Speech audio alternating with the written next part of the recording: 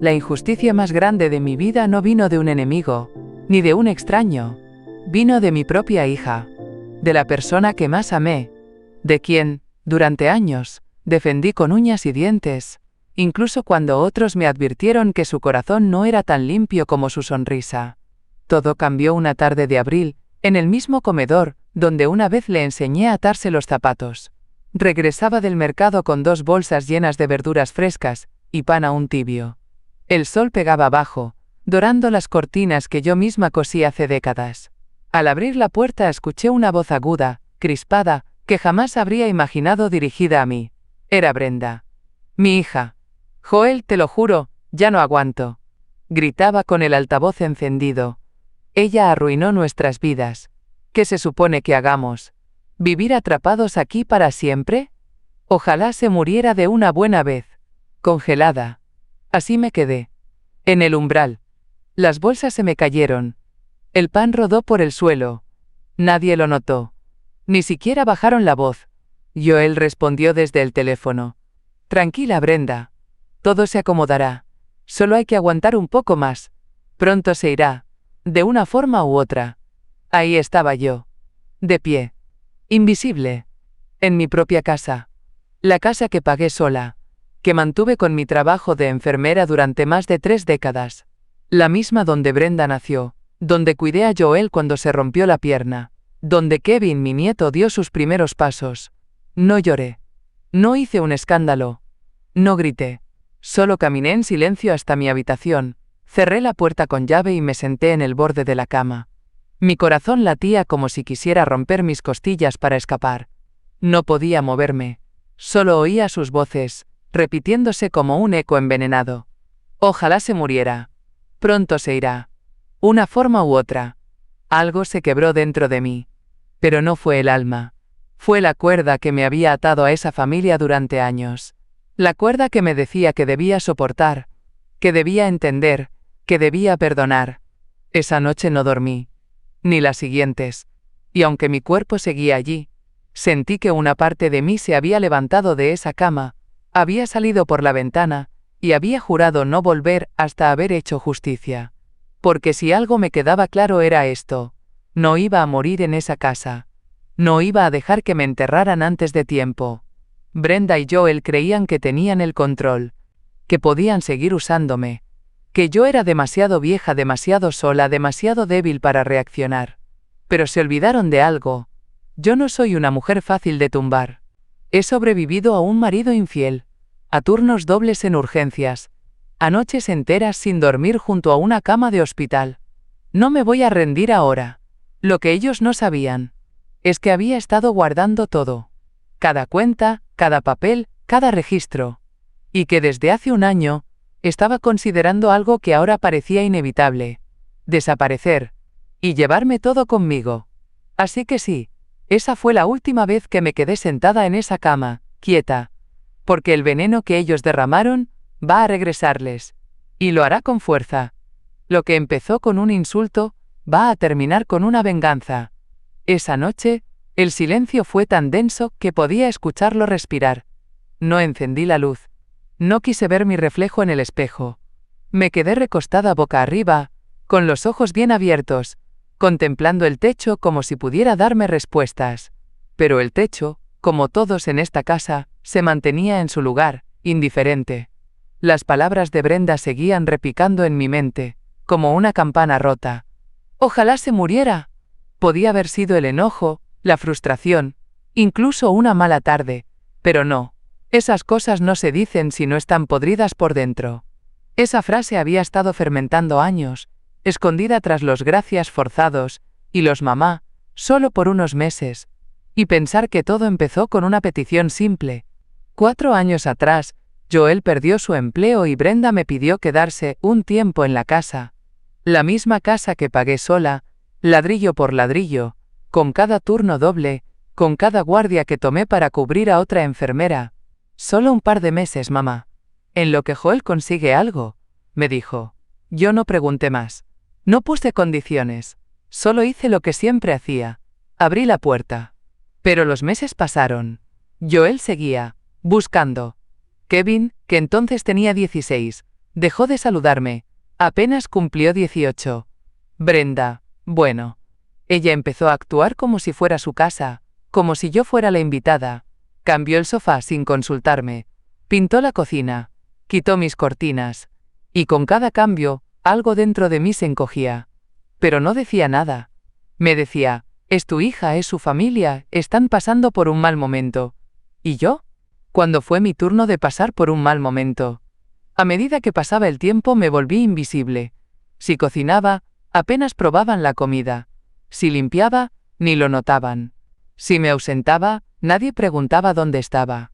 Y aún así, cada noche seguía poniendo la mesa para 3. Aunque solo comiera yo. Esa noche, tras oír su conversación, me quedé inmóvil. No encendí la televisión. No abrí un libro. No toqué mi tejido. No tenía hambre, ni sueño, ni ganas de existir. Era como si algo me hubiese arrancado el alma de golpe. Pensé en llamar a mi hermana, Clara. Pero hacía años que nuestras conversaciones se reducían a frases educadas y poco más. Ella nunca entendió que yo eligiera complicarme la vida criando sola. Y menos aún, que dejara que Brenda volviera con su familia. Tú siempre tan dramática, Laine, me diría, segura como siempre, sin escuchar realmente. Así que no marqué. Pensé en el grupo de la iglesia. Pero la última vez que fui, una de las mujeres, Inés, me preguntó si Brenda ya me había dejado la casa. Como si lo natural fuera cederle todo a los hijos. Como si mi único valor fuera lo que podía ofrecerles. Ese pensamiento me encendió por dentro. ¿Acaso nadie veía lo que yo veía? ¿Nadie notaba que yo ya no era madre, ni suegra, ni abuela? Solo era útil. El reloj marcaba las 2:13 de la madrugada. Afuera, la luna iluminaba mi jardín. Mi único rincón sagrado, donde aún florecían las dalias que planté el año pasado. Y allí, en medio de la noche, sentí algo. No era rabia. No era tristeza. Era determinación. Sabía que el dolor que cargaba no era mío solamente. Era el peso de una vida entera cediendo por los demás. Pero esa vida, la que me robaban de a poco, estaba por terminar. Ellos no lo sabían aún, pero ya habían perdido lo más valioso que tenían. A mí. Y yo. Estaba a punto de recuperarme. Antes de que todo se desmoronara, hubo una época en la que la casa estaba llena de vida.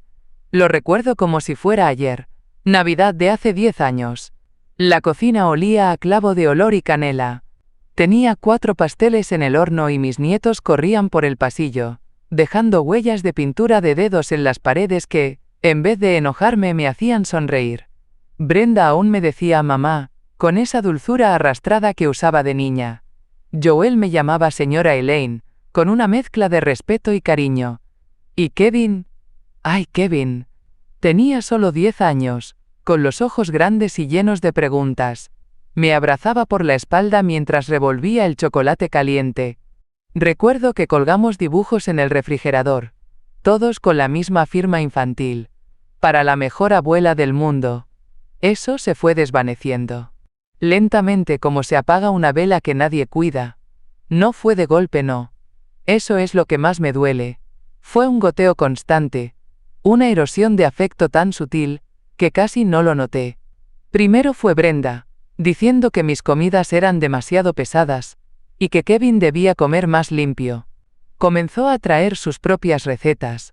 Incluso reorganizó mi cocina sin pedirme permiso. Luego Joel, que al principio me pedía ayuda con cosas del coche, o para llenar formularios, empezó a burlarse de mí. Una vez le ofrecí ayudar a Kevin con su solicitud universitaria. Él rió y dijo, gracias, pero creo que ahora todo se hace en línea. Tú apenas sabes usar tu teléfono. Me dolió. Pero sonreí. Después fue Kevin. Cada vez que entraba a una habitación, él salía. Si hablaba, él ponía los audífonos. Una vez le pregunté si quería que le lavara la ropa, y me respondió sin mirarme. No, gracias. No quiero que me la arruines. Pequeñas cosas. Minúsculas. Pero cuando se acumulan te ahogan. Y yo no dije nada. ¿Por qué? Porque me convencí de que era normal. Que los jóvenes eran así. Que solo estaban estresados. Que era mi trabajo no molestar. Que el amor consistía en ceder. En adaptarse. Pero la verdad era otra. No querían amarme. Querían aprovecharme. Me fui adaptando a ser la sombra que pasaba por el pasillo, la que dejaba la cena lista sin preguntar, la que pagaba las cuentas sin recibir un gracias, la que escuchaba sin ser escuchada. Y cada vez que algo me dolía, me decía a mí misma: aguanta, es temporal, cuando se estabilicen te lo agradecerán. 4 años de aguante. 4 años de silencios. 4 años esperando que volvieran a abrazarme como antes. Que Brenda volviera a decir mamá, con cariño. Que Kevin recordara las noches en que dormía en mi regazo, con fiebre, y yo lo arrullaba hasta el amanecer. Pero eso nunca volvió. Y yo lo sabía. En el fondo siempre lo supe. Aquella noche, acostada en la oscuridad, lo susurré por primera vez. Ese tiempo se fue. Y yo también. Era una confesión, una despedida, un principio. Porque entenderlo me dolió, pero también me liberó. Y cuando dejé de esperar amor donde solo había conveniencia, pude ver el siguiente paso con claridad. No iba a seguir marchitándome en esa casa. Me estaban perdiendo. Y ni siquiera lo sabían. A la mañana siguiente, hice algo que no había hecho en mucho tiempo. Pedí ayuda. Me levanté temprano, me puse un suéter de lana que aún olía a lavanda y marqué el número de Clara, mi hermana mayor. Hacía meses que no hablábamos más allá de las felicitaciones navideñas por mensaje. Hola, Clara, soy yo, dije, tratando de sonar firme. Laine, ¿pasa algo? Respondió, ya con el tono cansado que usaba cada vez que sospechaba que yo necesitaba algo más que charla superficial. Dudé, pero lo solté de golpe. Estoy pensando en irme de la casa. Brenda y Joel ya no me quieren aquí. Dicen cosas horribles. Me siento como si estorbara. Hubo un silencio breve al otro lado de la línea. Luego, Clara bufó con ese tono de superioridad que siempre me irritó desde niñas. ¡Ay, Laine! Siempre tan dramática. Seguro estás exagerando. Ya sabes cómo son los jóvenes. No miden sus palabras. Tragué saliva. Clara, me dijeron que ojalá me muriera. Lo escuché, con mis propios oídos. Ella guardó silencio. Pensé que por fin lo había entendido, pero entonces suspiró. Bueno, no sé qué quieres que haga. Tú fuiste la que les abriste la puerta. A esa edad, una tiene que aprender a vivir con lo que ha sembrado. Sembrado. Como si haber amado, apoyado y sacrificado mi paz, fuera una mala inversión. Colgué antes de que pudiera decir algo más que me hiriera. Ese mismo día, fui a la iglesia. No por fe. Esa hacía tiempo que se me había dormido en el pecho, sino por costumbre. Pensé que, tal vez, una charla casual, una taza de café, podría aliviar la presión que sentía en el pecho. Me senté junto a Marta e Inés, 2 mujeres de mi edad que solían charlar conmigo después del servicio. Les pregunté cómo estaban, qué habían cocinado últimamente, incluso mencioné de manera casual que Brenda y Joel seguían sin buscar trabajo. Inés me miró con una sonrisa que parecía sincera, pero sus palabras fueron como hielo. Bueno, al menos tienes compañía, mis hijos ni me llaman. Marta, por su parte, asintió con una carcajada breve. Sí, Laine, no te quejes tanto. A tu edad, muchas estarían felices de tener a alguien bajo el mismo techo. No respondí. Asentí, sonreí, y esperé a que la conversación terminara. Caminé de vuelta a casa con el sol golpeando la acera, pero sin sentir calor. Esa noche no cociné. Me encerré en mi cuarto y me acosté sin cenar. Nadie tocó a la puerta. Nadie preguntó si me sentía bien. Nadie se dio cuenta. Y fue entonces entre las sombras de esa habitación que me vio renunciar a tantas cosas, que comprendí una verdad brutal. No soy indispensable. No para ellos. Solo soy útil si cocino, si pago, si limpio. Si sirvo. Y si me borro. Y si un día no estoy. La respuesta era evidente. Se ajustarían. Buscarían a alguien más. Otro soporte. Otra víctima. Esa noche escribí mi nombre en un papel. Solo mi nombre. Elaine Márquez.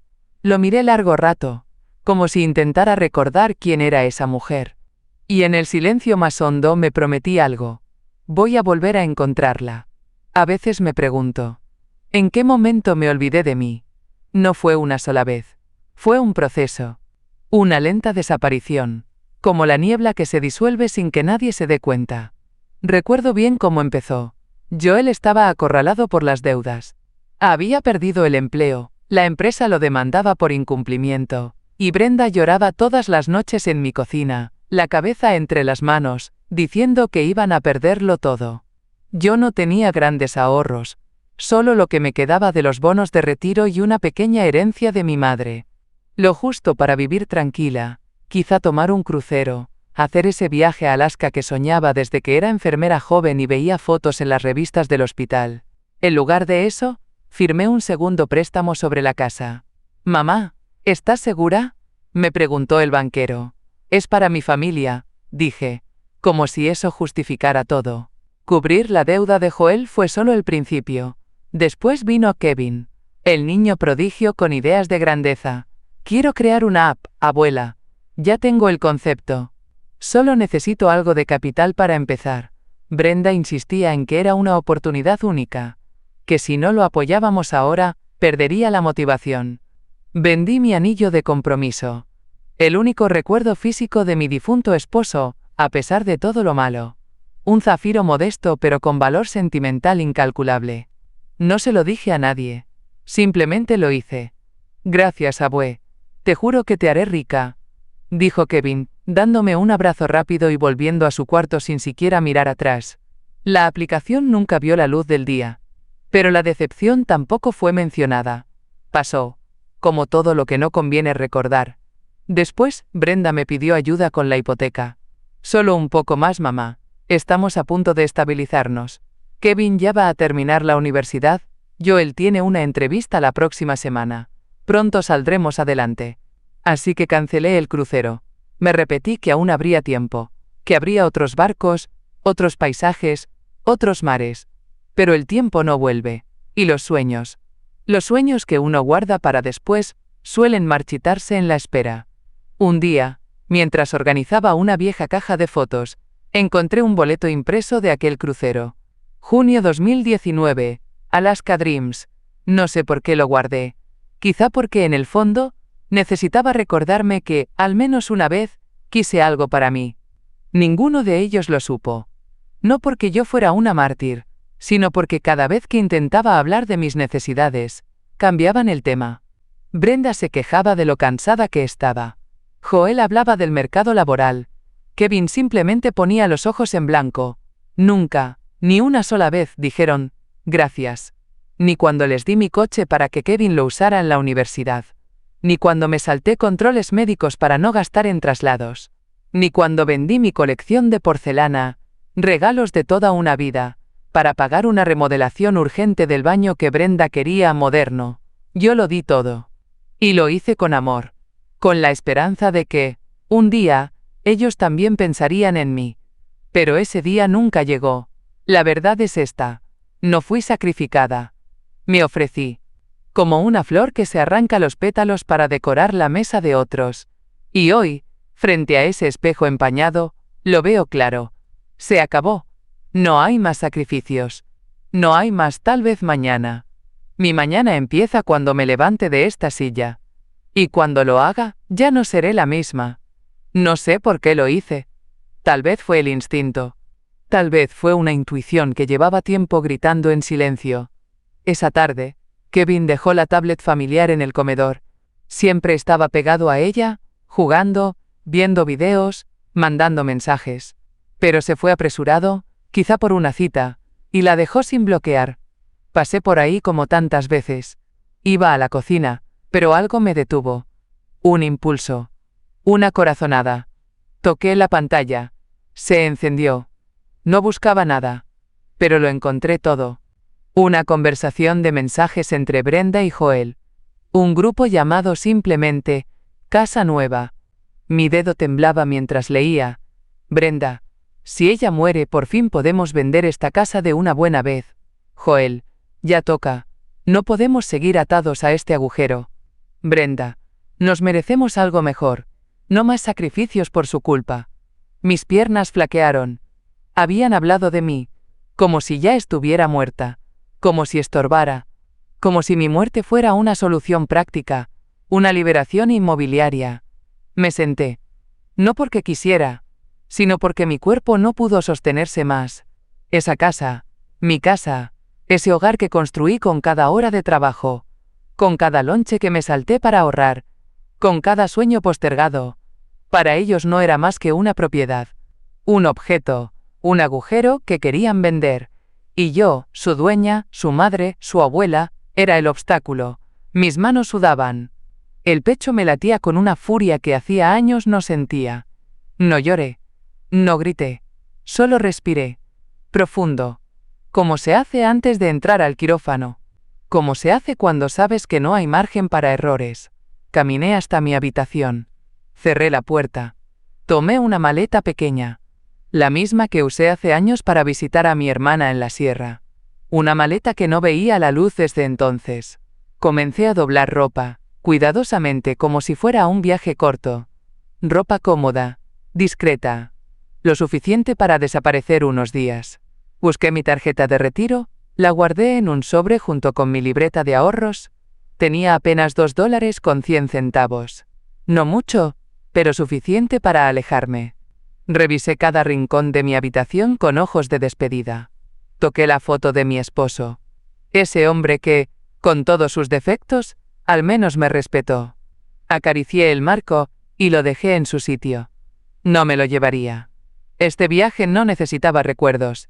Mientras empacaba, escuchaba a Brenda en la cocina, hablando con Kevin. Reían. Hacían planes para el fin de semana. No sabían lo que acababa de leer. No imaginaban que yo estaba haciendo las maletas a metros de ellos. Terminé. Me senté en la cama y observé el reloj. Las 6:37 de la tarde. Pensé en dejar una nota. Algo breve. Algo que dijera: no se preocupen por mí. Pero, no merecían eso. No merecían nada. Cuando escuché que se encerraban en sus cuartos, que las luces del pasillo se apagaban, supe que era el momento. Volví a leer los mensajes, no por masoquismo sino para recordar, para no perdonar. Y entonces hice algo que jamás creí que haría. Borré mi presencia de ese hogar. Saqué la tablet del grupo familiar. Eliminé mi cuenta. Me volví una sombra. Apagué la luz, me acosté con la maleta a un lado y esperé la madrugada. Porque sabía que cuando saliera por esa puerta, no iba a volver. Y lo más importante, ellos no lo iban a ver venir. El reloj marcaba las 4:27 de la madrugada cuando abrí los ojos. No fue una alarma lo que me despertó. Fue la certeza. Esa claridad serena que uno siente solo en los momentos más importantes de la vida. Como si mi cuerpo supiera que había llegado el momento. Me vestí en silencio. Un pantalón oscuro, suéter de lana, zapatos cómodos. Me recogí el cabello en un moño bajo y tomé la maleta con ambas manos. Ligera, discreta, suficiente. Salí de la habitación despacio, como si caminar sobre esa alfombra una última vez exigiera respeto. Crucé el pasillo. Vi la puerta de la habitación de Brenda. Cerrada. Silencio total. La de Kevin también. Joel dormía en el sillón del estudio. Como de costumbre. Nadie me vio. Pasé por la cocina. Esa que reformaron a su gusto. Y por un momento, la rabia volvió. Pero solo fue un destello. Porque esta vez no iba a quedarme en el dolor, esta vez, me iba. Abrí la puerta principal con cuidado. La cerradura no hizo ruido. Bajé las escaleras, y sentí como el aire frío de la madrugada me golpeaba la cara como una caricia de bienvenida. Era fresco, distinto. Era libertad. Di una última mirada a la casa. Ese techo había sido mi refugio. Ese jardín, mi alegría. Ese portón, mi prisión. Ya no. Caminé hasta la parada del bus arrastrando la maleta con paso firme. Nadie en la calle. Solo los faroles y el sonido lejano de un perro ladrando. Cuando el autobús apareció, puntual como nunca, supe que el universo estaba de mi lado. Subí, pagué el pasaje en efectivo, y tomé asiento al fondo. El conductor no preguntó nada. Nadie lo hizo. Y yo agradecí ese anonimato. A través de la ventana, vi cómo las luces de mi calle se alejaban. Cómo cada metro que avanzaba me separaba de ellos, de todo lo que dolía, de todo lo que ya no me representaba. No lloré, pero sentí un vacío. Como si hubiera dejado una parte de mí atrás, no por la casa, ni por las cosas, sino por esa mujer que se acostumbró a no decir nada, a dejarse apagar, a esperar cariño donde solo había interés. Esa mujer ya no iba conmigo. Saqué de mi bolso un cuaderno pequeño. Uno que tenía desde hace años pero que nunca había usado. Lo abrí en la primera página y escribí, con mi letra temblorosa. Día 1. No sé a dónde voy pero voy por mí. Guardé el cuaderno y cerré los ojos. El traqueteo del autobús era hipnótico, casi reconfortante, como si me acunara en ese viaje hacia lo desconocido.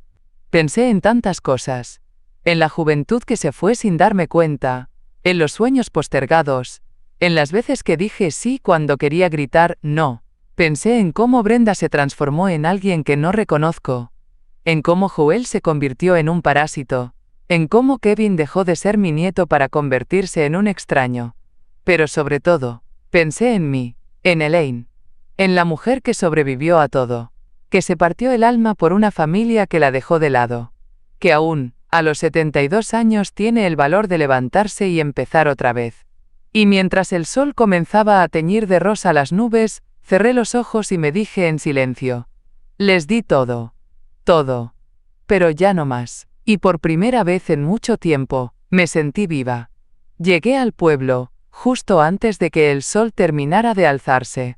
Era pequeño, sin pretensiones, con calles adoquinadas y faroles antiguos que parecían susurrar historias viejas. Bajé del autobús con la maleta en una mano y el corazón en la otra. No conocía a nadie. No había plan. Solo sabía una cosa. No podía volver atrás. Encontré una pensión modesta a 3 cuadras de la estación. Hospedaje Los Pinos, decía el cartel, descolorido por el tiempo. La dueña, una señora morena de ojos bondadosos, me miró con discreción, como si adivinara que no debía hacer preguntas. Una habitación individual, baño compartido. Incluye desayuno, dijo con tono neutro, como si hubiera dicho lo mismo 1000 veces. Asentí y pagué por adelantado 3 noches. No podía permitirme más, pero necesitaba tiempo. Espacio. La habitación era minúscula. Una cama de una plaza, una silla desvencijada, una ventana que no cerraba bien y dejaba entrar el viento como una visita impertinente. Había un crucifijo colgado torcido sobre la pared. Me senté en la cama y la escuché crujir. El silencio era tan profundo que oía mis propios latidos. Desempacé lentamente. Un par de pantalones, blusas, mis medicinas, el cuaderno. Puse todo con cuidado, como si ese acto pudiera darme alguna sensación de control. Pero a las 2 horas, ya no sabía qué hacer. Me acosté vestida. El colchón era duro. Mis huesos lo resentían. La espalda me dolía. Las manos me temblaban. Tenía frío, aunque el sol entraba por la ventana. Comí unos pocos crackers que llevaba en el bolso. No tenía apetito, pero sabía que no podía saltarme más comidas. Tomé agua de una botella plástica y me dije que al día siguiente buscaría una farmacia. Necesitaba algo para dormir. Algo para las articulaciones. Algo para no pensar. No lloré. Pero me dolía todo. No solo el cuerpo, el alma también. Esa sensación de estar desubicada, rota, como una pieza suelta que ya no encaja en ningún rompecabezas. Y entonces, la pregunta me golpeó con fuerza. ¿Y si realmente el problema era yo? ¿Qué tal si Brenda tenía razón? ¿Y si era demasiado vieja, demasiado anticuada, demasiado inútil? El pensamiento me atravesó como un puñal. Recordé los días buenos, los años felices. ¿Eran reales? ¿O los idealicé para no ver que mi familia solo me toleraba por lo que podía dar? ¿Y si nunca fui suficiente? Me senté en la cama, con las manos sobre las rodillas, y dejé que el silencio me envolviera. La mente me llevó a momentos lejanos. El primer uniforme blanco de enfermera. El parto de Brenda. El día que compré la casa. Recuerdos como fotografías viejas. Llenos de color pero cubiertos de polvo. ¿Por qué dolían tanto ahora? Porque sentía que había vivido para otros. Que había sido buena solo para ser usada. Y en ese cuarto frío desconocido, sentí el hueco profundo de no tener a nadie. Y sin embargo, había una chispa. Pequeña. Insistente. Era la idea. No, la certeza de que estaba viva. De que a pesar de todo, había tenido el coraje de irme. De decir, basta. Y eso, aunque apenas me sostenía en pie, era más de lo que muchos hacían en toda una vida. Así que me envolví en la cobija raída, abracé el cuaderno y escribí. Hoy pensé que era el fin. Pero tal vez, es solo el centro. El punto exacto antes de empezar otra vez. Y esa noche, aunque no dormí bien, no fue por miedo. Fue porque, por primera vez, empezaba a imaginar que tal vez merecía algo mejor. El tercer día en la pensión, amaneció con llovizna. El techo de mi habitación goteaba en una esquina. Puse una taza de café vacía debajo, pero el tic-tic-tic del agua cayendo me retumbaba en el alma. Me sentía como esa gotera, constante, molesta, fuera de lugar. Decidí salir. Caminar un poco. Tal vez buscar un paracetamol. O simplemente distraerme del zumbido gris que se estaba instalando en mi cabeza. Tomé el paraguas prestado de la entrada del hospedaje y bajé por la calle principal. Las pocas tiendas abrían con lentitud. Todo era lento en ese pueblo. Como si el tiempo aquí no tuviera apuro. Entré a una pequeña farmacia. El olor a alcohol y desinfectante me resultó reconfortante. Familiar. Por un instante me sentí en casa. O al menos, en el hospital donde pasé más de media vida. Mientras esperaba en la fila, oí una voz a mi espalda. Una voz que conocía. Suave. Templada. Con acento del norte. ¿Elaine? Me giré lentamente. Allí estaba. Con el cabello más blanco de lo que recordaba, pero los mismos ojos cálidos. La señora Díaz. Miriam Díaz. Mi compañera de turno en los años difíciles. Habíamos compartido noches enteras en emergencias, horas de guardia sin descanso, risas discretas detrás de las mascarillas. Dios mío, Elaine, dijo, y me abrazó antes de que pudiera responder. Yo me quedé rígida al principio. No estaba acostumbrada ya al contacto, a la calidez. Pero algo dentro de mí cedió. El abrazo me sostuvo más de lo que quise admitir. ¿Qué haces aquí?, preguntó ella, alejándose apenas para mirarme a los ojos. Solo, necesitaba un cambio de aire. No dije más. No mentí, pero tampoco ofrecí detalles. Miriam asintió con una ternura que me rompió un poco. Vente conmigo, dijo sin titubeos. Vivo en una cooperativa para adultos mayores. Es pequeña, tranquila y acogedora. No es un asilo. Es un lugar para volver a empezar. Parpadeé, confundida. No quiero molestar. No tengo mucho dinero ahora mismo. No estás pidiendo nada. Me interrumpió con suavidad. Solo acepta un té. Después, si quieres, hablamos. Si no, te dejo en paz. No supe por qué confié. Tal vez porque, en ese momento, esa mujer era el primer rostro amable que veía en días. Tal vez porque no tenía nada más que perder. Subimos a su coche. Viejo, pero limpio. En silencio. La cooperativa era un terreno amplio con casas pequeñas, todas de una sola planta, rodeadas de árboles en flor. Había bancas, un invernadero y un sendero de tierra bien mantenido. Su casa estaba justo frente a un jardín de jazmines. Me invitó a pasar. Todo olía a limpio, a madera, a hogar. Me preparó té de manzanilla, y me lo sirvió en una taza de cerámica que decía, el valor no tiene edad. Nos sentamos en su pequeña sala. Ella no preguntó nada. No exigió explicaciones. Solo me escuchó cuando, poco a poco, las palabras empezaron a salir. Le conté sobre Brenda, sobre Joel, sobre Kevin, sobre la casa, las humillaciones, la maleta, el bus, y en medio de todo, por primera vez desde que me fui, lloré.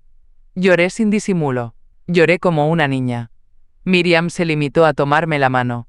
No estás sola, Elaine. Nunca lo estuviste.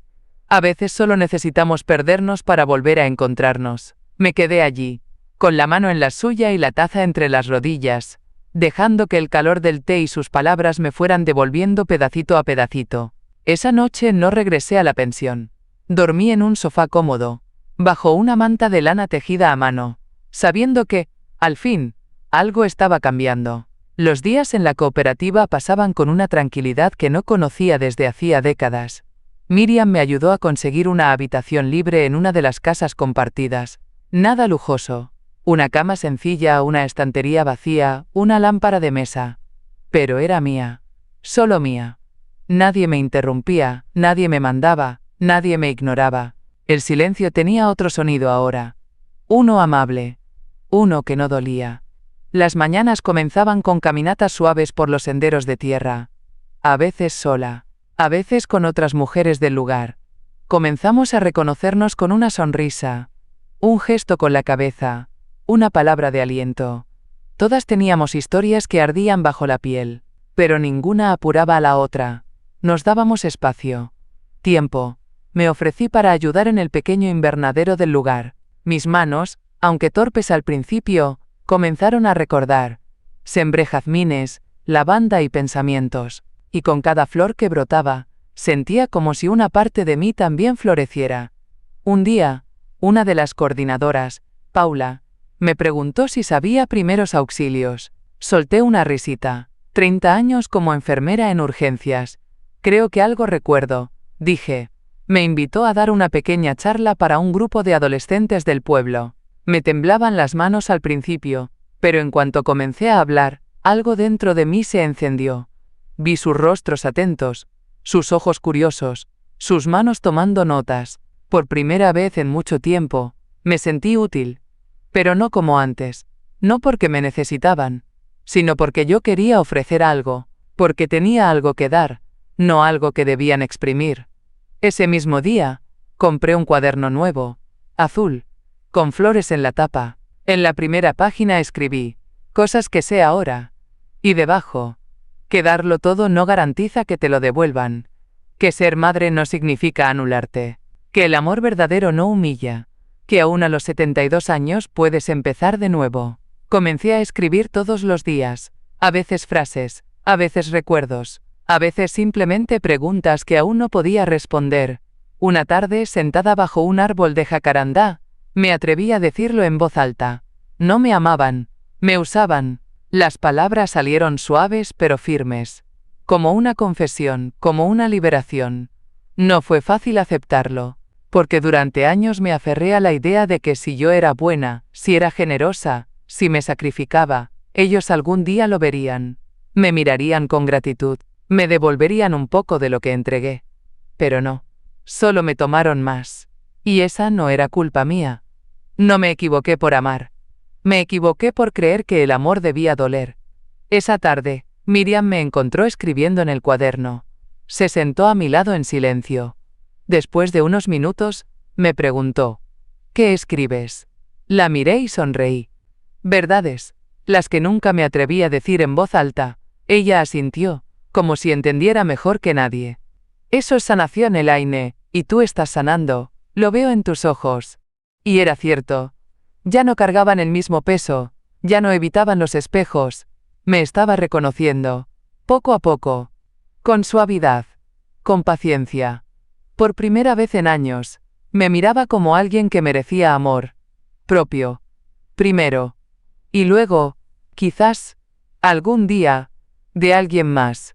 Pero solo si era limpio, solo si era recíproco. El pasado seguía ahí, las heridas también.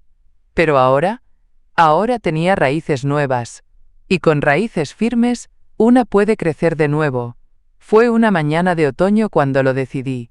Había terminado de plantar unas margaritas en el jardín común. Me senté bajo el sol con una taza de té y abrí mi cuaderno. Estaba escribiendo sobre el perdón. Esa palabra tan grande, tan pesada, cuando una idea me atravesó como un relámpago. No iba a perdonarlos. No esta vez. Porque el perdón, sin justicia, es solo otra forma de sometimiento.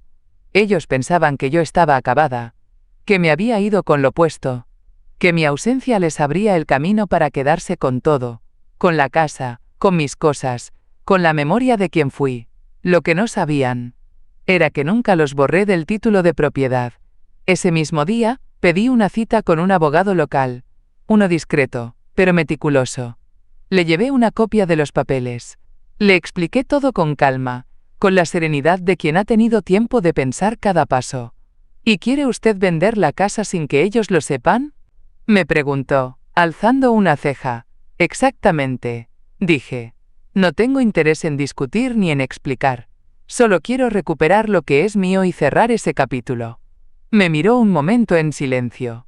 Y luego asintió con respeto. No necesitó más detalles. Tal vez porque mi rostro no dejaba lugar a dudas. En las semanas siguientes, hicimos todo con cuidado. Paso a paso. Vendimos la casa a través de una inmobiliaria intermediaria. El dinero fue depositado en una cuenta nueva, a mi nombre. Nadie sabía dónde estaba, ni cómo contactarme. Fui dejando pistas falsas en redes sociales, cosas menores, fotos antiguas, algún comentario ambiguo. Todo para que Brenda pensara que me había ido a vivir a otra provincia. Ellos buscaban. Lo sabía, pero no sabían cómo ni por dónde. Y mientras tanto, yo regaba mis plantas, cocinaba pan con las otras señoras del complejo, enseñaba a los adolescentes primeros auxilios, anotaba más verdades en mi cuaderno. Mi mundo era pequeño, pero era mío. Una tarde, mientras firmaba los últimos papeles con el abogado, él me miró y me dijo: «Sabe, señora Márquez, no muchas personas tienen el coraje de hacer lo que usted ha hecho». Yo le sonreí, no por orgullo, sino por algo más profundo. Algo que venía de saber que, por fin, yo estaba siendo mi propia aliada. No había gritos, no había escándalos, solo acciones, claras, definitivas. Brenda no lo sabría hasta que fuera demasiado tarde.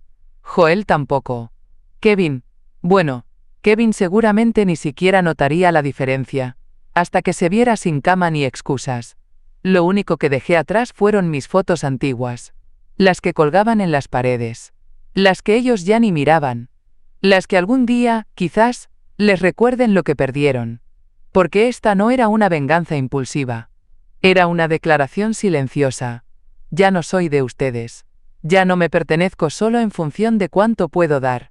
Y mientras depositaban el último pago de la venta en mi cuenta, supe que se había cerrado el ciclo. Ya no había vuelta atrás. Esa noche, en mi habitación, me serví una copa de vino. Una que Miriam me regaló en secreto, y me miré al espejo. Vi arrugas, claro. Vi las marcas de los años. Pero también vi fuerza. Vi claridad. Y cuando me senté a escribir en mi cuaderno, solo anoté una frase. Esta vez, la historia termina como yo quiero. La tormenta no tardó en llegar. Comenzó con una llamada perdida, un número desconocido. Luego, otra. Y otra. En cuestión de horas, tenía más de 15 llamadas sin contestar y una docena de mensajes de voz. El primero fue de Kevin. «Abuela, ¿dónde estás? ¿Qué hiciste con la casa? Mamá está gritando, Joel está como loco, llama por favor». Luego Brenda. «Mamá, ¿qué significa esto? ¿Vendiste la casa? ¿Cómo pudiste? ¿Dónde estás? Necesitamos hablar». Joel, más comedido, mandó un correo electrónico. «Elaine, esto es un malentendido. Por favor, contáctanos. Estamos sin techo. Esto no se puede quedar así». Escuché cada palabra. Sentí cada grito. Y luego, los borré uno por uno. Uno a uno. Con el mismo silencio con el que soporté sus desprecios. Con la misma calma con la que me fui aquella madrugada. Porque ahora, era mi turno de elegir. No respondí. No porque quisiera herirlos. Eso ya lo habían hecho ellos, sino porque por fin entendía que mi paz valía más que su pánico. Que su desesperación no era por mí, sino por lo que perdieron, por lo que creían que les pertenecía. Pasaron días. Cada notificación era una súplica más, disfrazada de reclamo. Brenda incluso dejó mensajes sollozando. Joel cambió de tono, intentando sonar conciliador. Kevin me mandó una selfie suya con cara triste y el mensaje: «¿Ya no me quieres?». Yo no sentí nada, no odio, no rabia, solo una serenidad que me sorprendió. La misma serenidad que se siente después de un huracán, cuando el aire huele a tierra mojada y el mundo parece nuevo. Pasaron más días. Miriam me trajo flores. Dijo que me notaba más tranquila, que tenía otro brillo en los ojos. Y era cierto. Porque el silencio, ese silencio que antes me asfixiaba ahora era una sinfonía. Nadie me gritaba. Nadie me pedía dinero. Nadie me cuestionaba. Me levantaba con el canto de los pájaros, tomaba mi té frente al jardín y escribía en mi cuaderno. Cosas simples. Verdades pequeñas. Un día anoté: el amor que no se agradece se convierte en deuda. Y las deudas, cuando no se pagan, se cortan. Al cabo de una semana, los mensajes cesaron. Era como si, al no encontrar respuesta, hubieran pasado a la siguiente etapa. El desprecio. Kevin publicó algo en sus redes. Una indirecta. A veces la gente que dice amarte se borra cuando más la necesitas. Gracias por nada. Brenda escribió un largo post sobre los sacrificios de ser madre, y cómo algunas personas mayores pierden el juicio con la edad. Lo leí todo. No me dolió. Porque eran palabras vacías. Porque sabía que, en el fondo, ellos no extrañaban a su madre. Extrañaban su comodidad, su criada, su cocinera, su billetera. Esa mujer ya no existía. La había dejado atrás. Una tarde, mientras regaba mis pensamientos, mis flores favoritas, sentí algo que no sentía desde hacía años. Ligereza. No porque mi vida fuera perfecta. No porque no doliera. Sino porque por fin caminaba sin cadenas. Ya no era invisible. Ya no era útil. Era Elaine. Con cada paso lejos de ellos, me acercaba más a mí. Golpearon la puerta un martes, justo después del almuerzo. Era un golpe conocido. Rápido. Impaciente. Con ese ritmo que Brenda usaba cuando algo no estaba saliendo como quería. Me quedé quieta, mirando por la ventana. Allí estaba, en la entrada del jardín. El cabello recogido, gafas oscuras, el ceño fruncido. Tenía el mismo gesto que cuando era adolescente y le prohibía salir tarde. Solo que ahora, ella ya no tenía autoridad aquí. Respiré hondo. Me arreglé el cabello. No por ella. Por mí. Abrí la puerta despacio.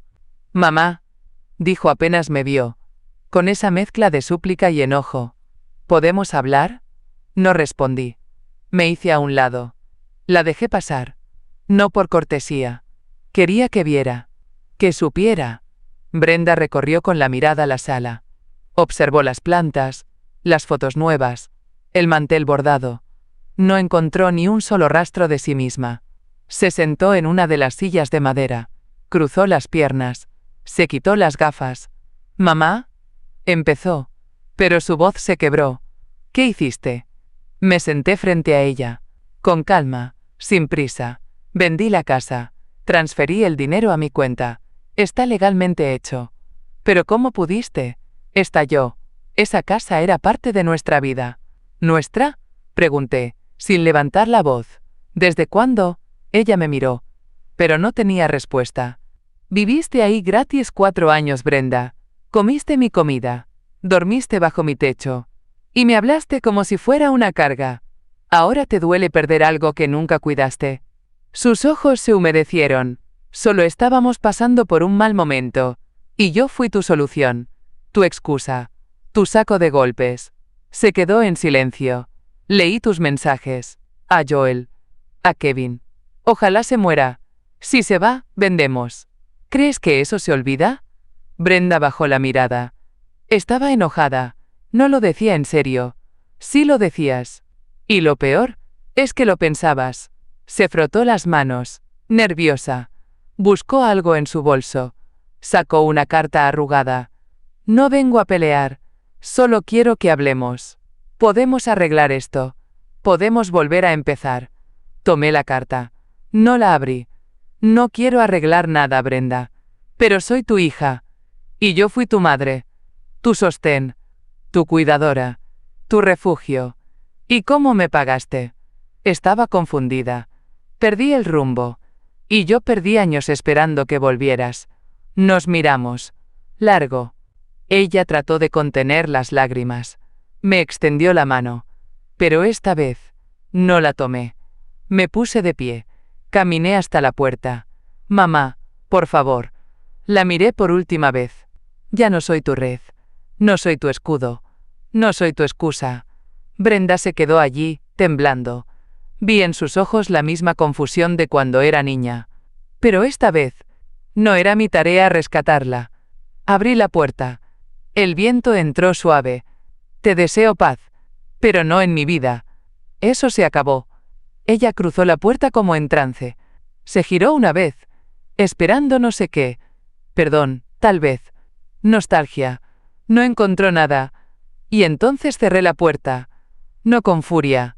Con firmeza. Con final. Del otro lado, el mundo siguió girando. Y del mío, yo comencé a respirar. La mañana siguiente fue distinta. No por el clima, El sol salía como siempre, tibio, dorado, sino por algo más íntimo. Me levanté con ligereza, como si mi cuerpo finalmente entendiera que el peligro ya no estaba. Ya no tenía que caminar en puntas de pie, ya no tenía que medir mis palabras, ya no tenía que justificar mi existencia. Preparé café con cardamomo, como me enseñó una paciente años atrás. Me lo serví en mi taza favorita, la que dice aún floreces. Salí al porche con mi cuaderno, me envolví en una manta suave y me senté bajo el jacarandá. Las flores púrpuras caían lentas sobre el suelo. Una alfombra viva. Un espectáculo sencillo. Profundo. Abrí el cuaderno. Busqué una hoja limpia. Y comencé a escribir. Ser invisible no era lo peor. Lo peor era convencerme de que no merecía ser vista. Dejé que la tinta fluyera. Como si mi alma por fin tuviera permiso de hablar. Hoy no soy madre. No soy abuela. No soy enfermera. Hoy simplemente, soy. Y eso basta. No necesitaba validación. No necesitaba una llamada. No necesitaba sus disculpas. Porque entendí que el perdón, cuando viene sin reparación, es solo un nuevo disfraz del abuso. Y yo ya no uso disfraces. Caminé por el jardín. Vi cómo las margaritas se abrían con la luz, cómo las abejas hacían su trabajo sin alarde, cómo la tierra seguía respirando, constante, serena, igual que yo. Miriam me saludó desde su ventana. Me guiñó un ojo. Yo le devolví una sonrisa cómplice. Ella sabía. No hacía falta explicar. A media mañana, unas vecinas me invitaron a leer poemas en la sala común. Llevé mi cuaderno. Leí en voz alta uno de mis textos. Cuando terminé, hubo un silencio hermoso. De esos que no incomodan. De esos que respetan. Una de ellas, Rosa, se me acercó después y dijo: «Tienes una voz muy clara, Elaine. Deberías compartirla más». Le sonreí. No por vanidad, sino por gratitud. Porque durante años creí que mi voz no importaba. Que solo debía hablar para servir, para complacer, para pedir permiso. Ahora hablaba para mí. Esa tarde, al regresar a mi habitación, me miré al espejo. No para arreglarme. No para juzgarme. Solo para verme. Y vi a una mujer de 72 años, con arrugas que contaban historias. Con ojos que ya no esquivaban la verdad. Con hombros que por fin estaban libres de peso. Y por primera vez en mucho, mucho tiempo, me sentí hermosa. No por cómo lucía, sino por lo que había recuperado. Mi dignidad, mi calma, mi vida. Cerré el cuaderno con suavidad. Me serví otra taza de té. Me senté bajo el jacarandá. Dejé que una flor me cayera sobre el regazo. Y anoté una última frase del día. Estar sola no es castigo. Es paz.